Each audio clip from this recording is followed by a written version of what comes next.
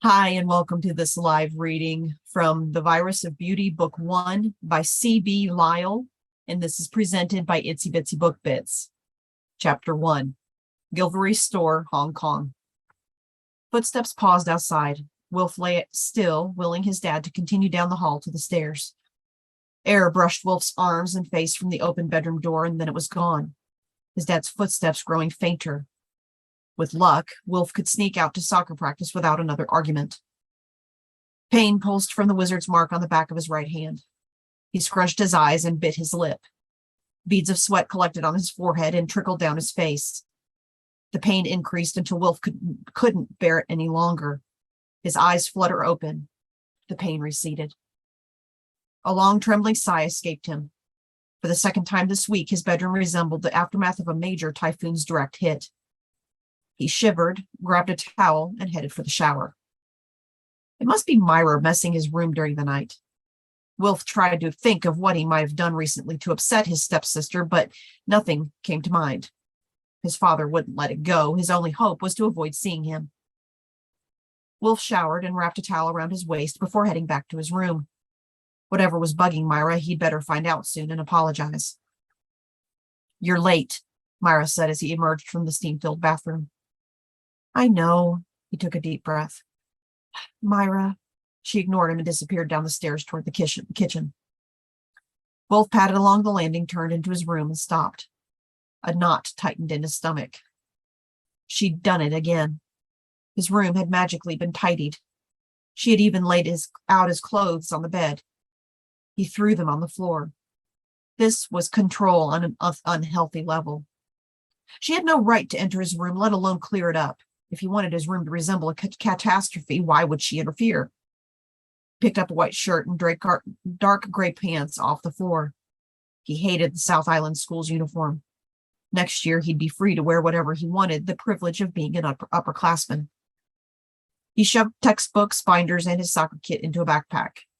Collecting his wallet from the nightstand, he checked inside for his octopus card. Shit. It wasn't there. Picked up yesterday's cargo shorts and checked all the pockets. It wasn't possible he'd lost it so soon. His father would explode. He tore the room apart looking for the card. Bedding lay heaped on the rug, and school books covered the mattress where he'd shaken each one. Gnawing the skin around his fingernails, he glanced toward the bedroom door. He needed that card. Coach would check that he had it. If he didn't, he'd have to clear up after soccer practice, and then he'd be late for school, which would put him in detention. Not to mention that the stupid thing was the only way to register attendance and pay for lunch and the bus home. He repacked his backpack and ran down to the kitchen. "Have you seen my octopus card?" "No." Myra stepped away from the fridge. "You haven't?" He threw his backpack under the table, grabbed a hand towel, and took the stairs two at a time. The apartment where they lived stood above his family's souvenir store. He let the front door bang and shut and cursed. Standing on the street in front of the store's entrance, he swallowed, trying to ease his dry throat. There was only one place left to look, under the counter, near where his father would already be at work in the basement workshop. It was either risk his father going ballistic or have the rest of his day ruined.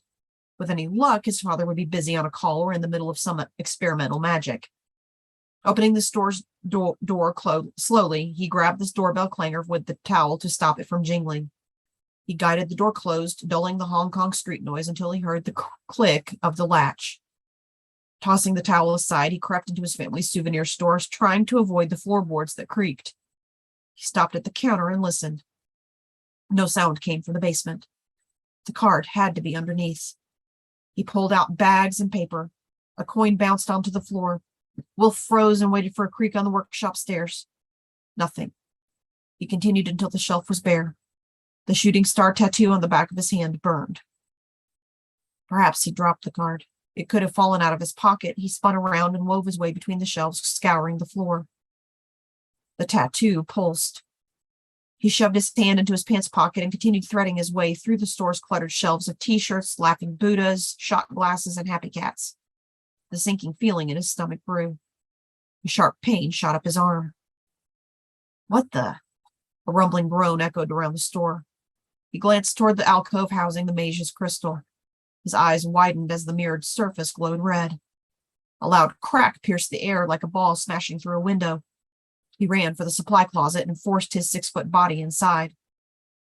Quartz exploded across the room from the crystal's center. He felt a whoosh of air next to his ear as he slammed the door shut.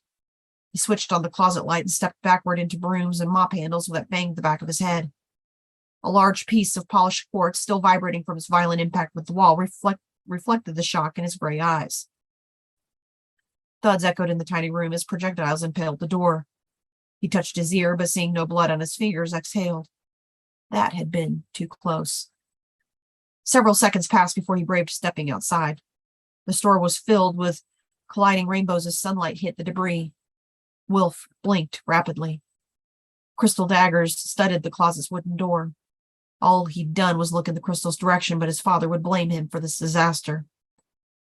"Wilf, is that you?" Reginald's shout was followed by a creaking sound from the basement stairs. Wilf bolted for the front door. His shoes crunched the broken glass. He jerked open the door, and the bell gave a traitorous jingle. He shot out of the store and back into their living quarters. He barged into the kitchen. "What happened?" Myra asked, putting down the bread knife. He threw himself onto a chair, poured cornflakes and milk into a bowl, and shoveled a spoonful into his mouth. "Wilf," Myra said, taking on the adult tone she started using 2 years ago when she turned 18. "I take it you didn't find your card in the store?" "It wasn't me," he mumbled through his mouthful of cereal. "But I'll be blamed. Tell him I was here having breakfast." "Why am I covering for you again?" she asked, folding her arms and trying to look more imposing than her 5'2" height would allow. Wilf's spoon leapt from his hand and splashed into the bowl with his first heavy footstep on the stairs. The faucet stopped dripping and the clock held its next tick. The small kitchen in the Gilvary's Hong Kong apartment held its breath. The kitchen door flew open and revealed his father shaking with rage. After a moment, Reginald thrust his hands in the pocket of his beige pants. "You've shattered the mage's crystal." His lips formed a thin line on his angular face. "It's been in our family for generations." Wilf half expected the green-tiled walls to be sucked in with the force of his father's inhale. "Why don't you ever accuse her?" Wilf pointed at Myra. "Because your stepsister has control of her magic, unlike you." His father stood over him. "Besides, all the shards have your image on them." "It would take magic to break it. I don't use magic, therefore it can't have been me." Wilf reached under his chair, trying to locate his backpack. "I'm late for soccer practice."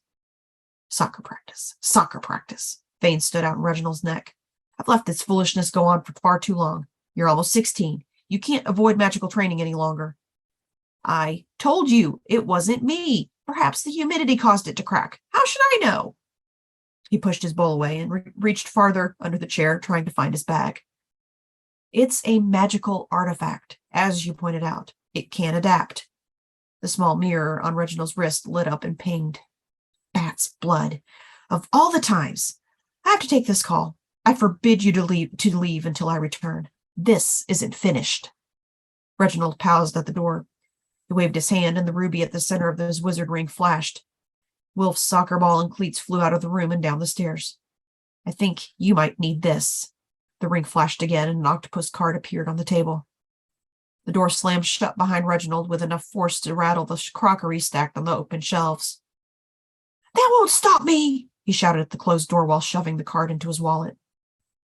"He's worried about you," Myra said, wriggling her fingers. The dirty dishes flew across the room and clattered into the sink. "No, he isn't. He stole my card so he could take my kit." Wilf pushed his chair away and grabbed his bag.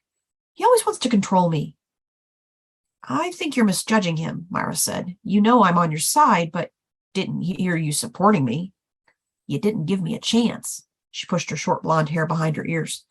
"Besides, you get that closed for business look on your face and stop paying attention whenever anyone mentions magic." Her soft voice produced a wave of calm in the room. "He's being very patient." "Well, his patience just ran out." Wilf scowled. "And stop it with the damned magic. I know you're trying to use a calming spell on me." Myra shrugged as the dishes rinsed themselves and then hopped into the dishwasher. Her ice blue eyes held his. "You're a wizard whether you like it or not, regardless of what happened to your mother." He folded his arms across his chest. "I don't need magic here, and I never will. I'm perfectly happy in Hong Kong as a normal." He kicked the chair under the table. "I'm late," he said, stuffing a water bottle into the backpack's mesh pocket. "But Reginald said you were to stay." I heard him. Wilf ran down the narrow stairs to the street, then slammed the front door behind him. The crystal had to shatter while he was in the store. The charms had probably worn thin, but his father wouldn't have considered that first. No, it was another excuse for his father to rant about Wilf, soccer, and magic. Even when he'd been offered a place at the academy and a chance to play soccer in a Premier League team's youth program in England, magic had prevented him.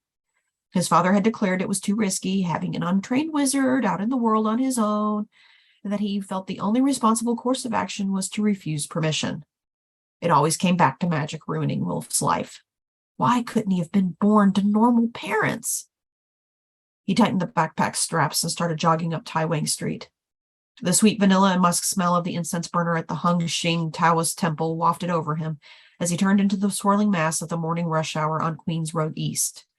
He pressed forward by dodging and weaving his way through any gap he could find in the crowd, as if he were dribbling a ball around plastic practice cones. The throng of business people in their smart suits, together with shop workers pouring out from packed double-decker buses, would have made a snail complain about the pace of forward momentum along the street. Wilf hunched his shoulders and cut between two women. The air, thick enough to taste, was the usual blend of pollution, dust, drains, humidity, and molding vegetation. But at this time of day, it also carried the sweet smell of baked goods, congee, and chow mein. The lights at the Hopewell Center crossing changed. Wilf charged across the road and managed to whirl around a tattooed, muscular man struggling with a heavily laden wooden trolley. "You're late," Enzo said, leaning against the bamboo scaffolding enclosing the sidewalk. "Another couple of minutes and I'd have left." His friend had inherited his Italian father's dark curly hair and olive skin, but his almond-shaped hazel eyes came from his Chinese mother. Wilf hadn't inherited any of his mother's Chinese characteristics. He was his father's double, an all Anglo-Saxon mixture with dark hair and gray eyes. "Tell me something I don't know. I'm lucky to be here at all." "Your old man had at you again?" Wilf nodded and cut hard to his left around a group of tourists blocking the street. In accented English, their guide explained the history and architectural value of the Blue House with its wrought iron balconies, old-style wooden staircases, and no running water. Wilf stormed forward with Enzo flanking his right wing. "Tunnel or dragon?" Wilf asked, pausing at the end of the street.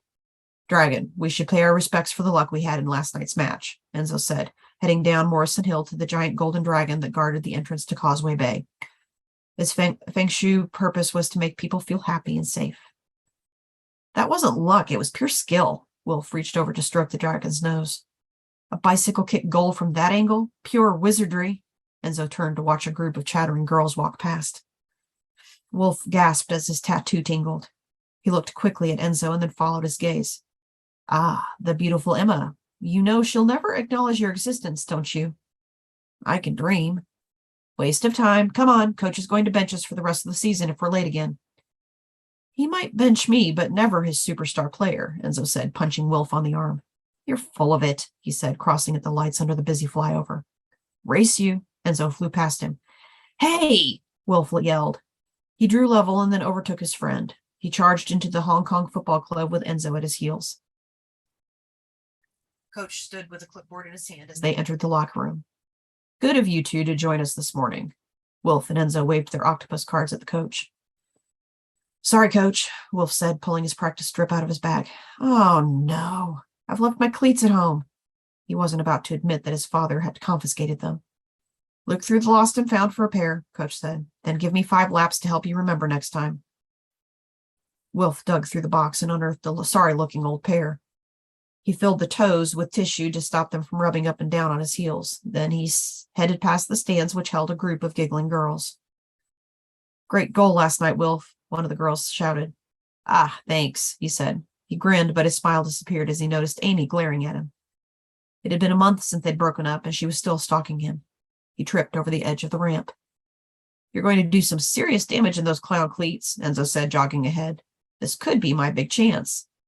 Wilf prayed the cleats would stay on his feet, especially during goal practice. He had no wish to knock out the goalie. He ran out onto the field to start his laps. The rest of the team were doing warm-up sprints through the rows of practice cones.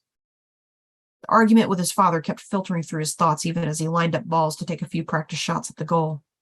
His father needed to accept that he was never going into the family business. "Wilf?" The goalie's voice drifted away and a silence engulfed him. A small cloud of dust floated across the pitch in his direction. It swirled and shimmered around him. His father's voice contained a note of sorrow as it whispered in Wilf's head. I'm sorry. I hope you'll understand it's for your own protection. Flashes of heat and power zapped him. His father's ornate wizard ring appeared on Wilf's right ring finger, spun around 3 times, and shrank to fit. The cloud rose above him in a plume. A rift opened in the sky as his father's essence ascended, then closed with a green flash. You all right? The goalie asked. You look kind of weird. Wilf stared at the red, glowing ruby at the center of the wizard ring. His father had evaporated, died. That wasn't possible. He charged across the pitch towards the exit.